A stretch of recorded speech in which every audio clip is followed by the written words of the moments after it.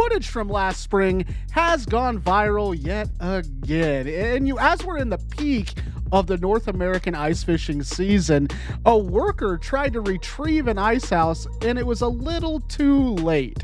As the ice begins to melt around him and the lake starts to consume him and his truck, Eric Best is one of the guides, and we want to go ahead and share this video with you. I found it very interesting. I cannot believe he didn't lose that house or his truck. Take a look.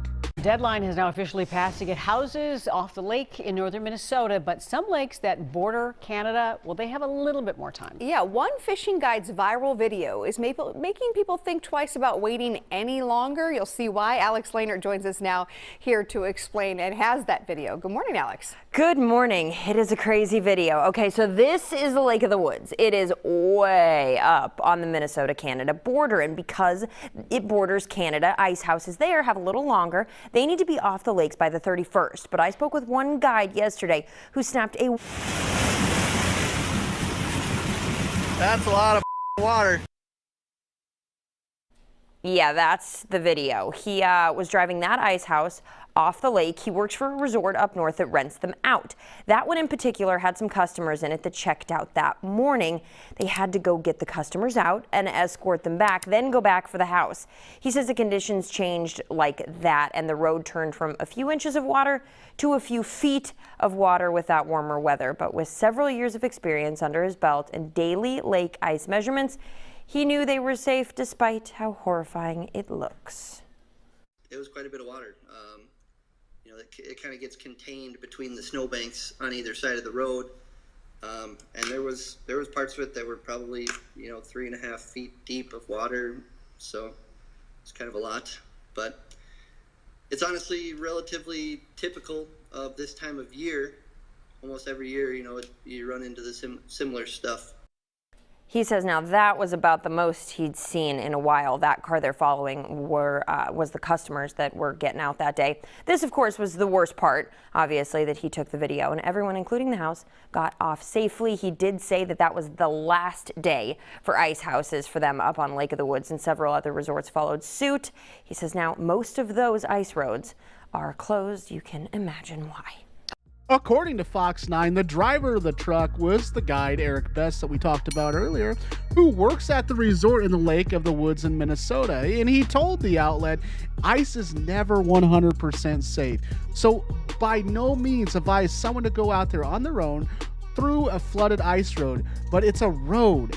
We are traveling every day, so the best of our knowledge, the ice was safe enough to get out there.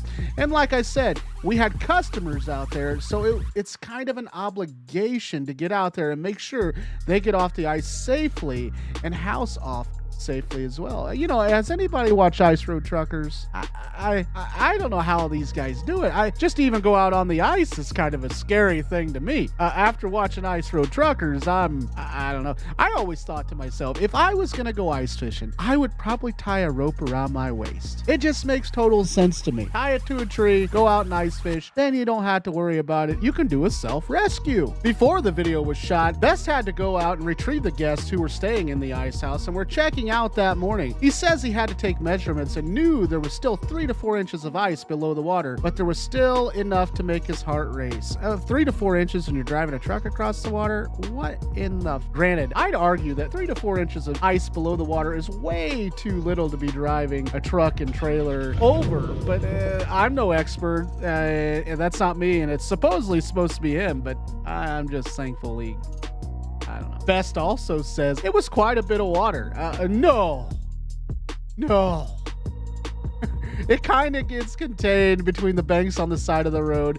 There were parts of it that were 3.5 inches deep of water. So it's kind of a lot, but it's honestly relatively typical at this time of year. And almost every year you run into this sort of stuff. I'm sorry, if I was in an ice shanty, I'd get that sucker off before it de-thawed. No, this should not be a normal thing. Tend to run into flooded roads every year, but this specific year was a bit worse than others. However, lucky enough, everybody made it out safely, and we're glad Best did. But let me tell you something. You'll never catch me on the ice without a rope to a tree. Will never catch me dragging my ice shanty out when there's standing water on the ice. Get the ice shanty off before that. What are you thinking? Like, I just don't understand this. This is just common sense to me. Water on top of ice. Why would you want to wait until then? Anyways, guys, thanks for watching. Drop a like and subscribe. Tell me down in the comments what you want to see next. Tell me what you think. Would you go ice fishing with their standing water on the ice? Would you do it? I certainly won't. Anyways, take care, guys.